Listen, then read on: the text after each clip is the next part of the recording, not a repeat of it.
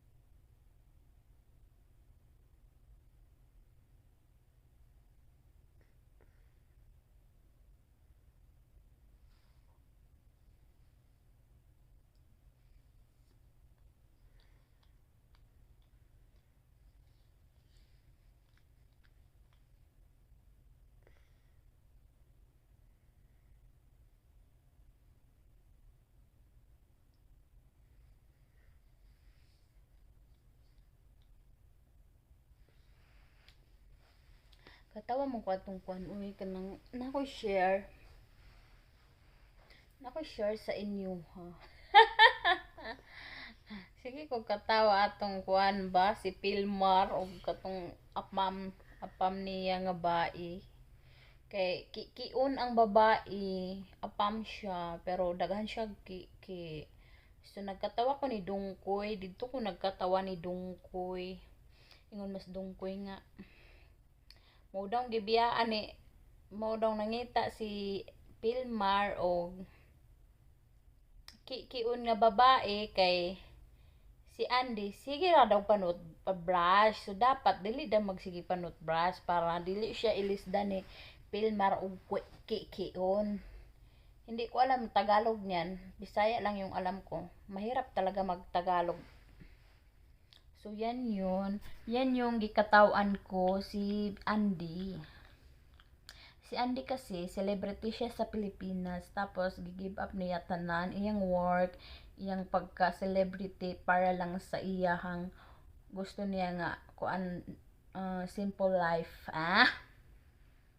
Magpuyo siya nga simple lang yun. So ayun, naluoy ko ni Andy kay kuan man sikat baya siya sa una no niya. artista siya. Pero gi-give up niya ang tanan para ni Pilmar. Unya pag abot ni Pilmar ang yate nga Pilmar kay nang nag-cheat, nagpatato kauban ang girlfriend daw niya. Nagpatato, pareha silang tato sa iyahang apam nga babae. So, grabe gwapo. Ikaw Pilmar hamor kag gwapo. He think he is handsome boy, but I look him, he is not handsome and I don't like him. I don't like his beauty. Ganon. Hindi ko gusto yung beauty ni Pilmar. Pero since love siya ni ni Andy na ganon. Okay na ako doon. Pero napod si Catriona, si ang Miss Universe nga si Catriona pod. Si Sam kay naadto na ni Moira. So nagbulag na pod sila ni Catriona ug si Sam Melby kay si Sam Melby nagbalhin na didto ni Moira. Kagwapa ni Catriona sexy. Bakit ayaw ni Sam? Abnormal talaga to si Sam Melby din Pang lami ninyo pang puspusan og bali 1 2 3. Joke. I'm just joking. It's just kidding. My God. Hello, ipod ba ya si Catriona kay nagtanaw siya tapos tinsong siguro to nila ni Sam Melby naghilak siya. Nakadungog siya music, kanta niya na siya dito live. Nag-attend yata siya. So kaluoy, naghilak siya in tawon. Uy, Catriona Gray. Gwapa kay kaday. Nganong maghilak man kag laki kapangit ni Sam Melby. Tiguwang naman Sam Melby. Samantala ikaw bata pa ka. Ayaw pagkuha ni Sam Melby oy. Tiguwang na ng tawhana na. Daan na sa Melby na. Sa Melby na siya. Bata pa ko. Sa Melby na siya. Karon 30 na akong edad sa Melby gihapon. So, tiguwang na. Biyain na Catriona. Don't cry because you are pretty. You are Miss Universe and gwapa kay kaday. Nganong maghilak-hilak man kang Sam Melby nga kapangit anang Sam Melby dili man gani siya Mr. Pilipinas.